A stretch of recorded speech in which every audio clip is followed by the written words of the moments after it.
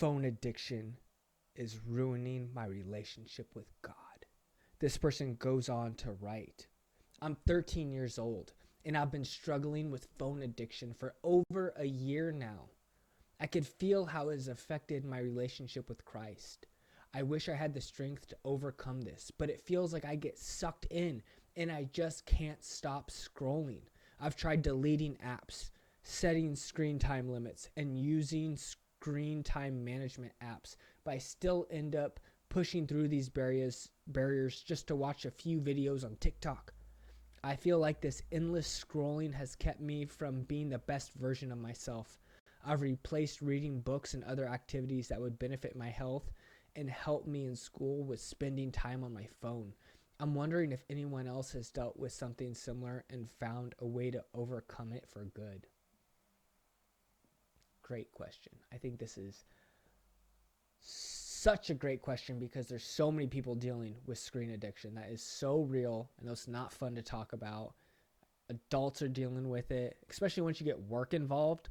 Once you can make money from your phone and you're getting business texts and business calls and you can be, updating things and sending emails and postings. It's endless. We're at a stage now in society where, depending on your job, but for a lot of people, you can constantly be working, constantly be connecting, networking and stuff like that. And the fact that there isn't a time of rest, that seventh day where you can just kind of put your phone down and just kind of relax, go home from work. Some people never get to go home from work because they're just constantly attached to it with it being on their phone, and some people love it, just like, like other addictions.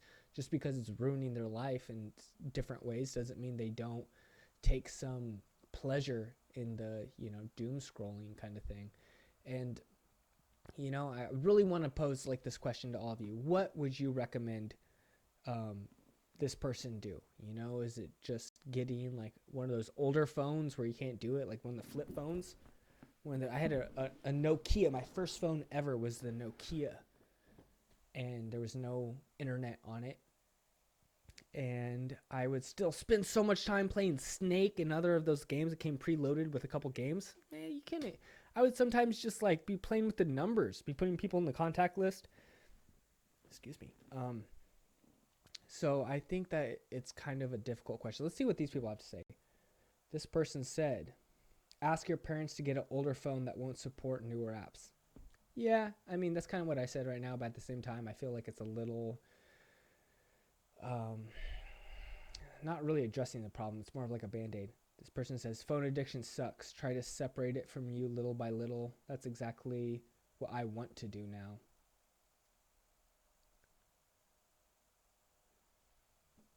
This person said, are you familiar with executive dysfunction? It's a quirk of the brain that makes it very hard to choose what to focus on and when, which can make scrolling incredibly addictive. If you feel like this resonates with you, you can talk with your folks and or doctor.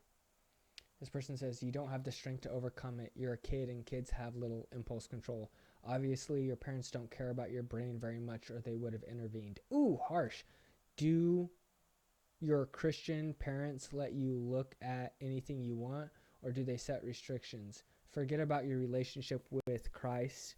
You're possibly messing up your entire life if your only interest at 13 is scrolling your phone. Don't you have other hobbies? Do you play sports? Find other things to do that will help enrich your future. This person is being very dramatic about it. And I'm not saying they're wrong. I'm just saying they're taking it to a very extreme level. This person, I leave any addictive things until the end of the day. I do all chores and works and hobbies, all responsibilities first, because once I start something that's addictive, I know it's hard to snap out of. It's a good technique. There's no reason why I shouldn't watch Christian TikToks, but I'm not going to do that in the morning, same as I wouldn't drink alcohol in the morning. This person says, delete the apps and have your parents put parental locks on the phone so you can't download them again without their permission. If you really want to get better, there's always ways to force yourself to do it. Yeah. But please comment down below, what would you tell this person? Phone addiction is real.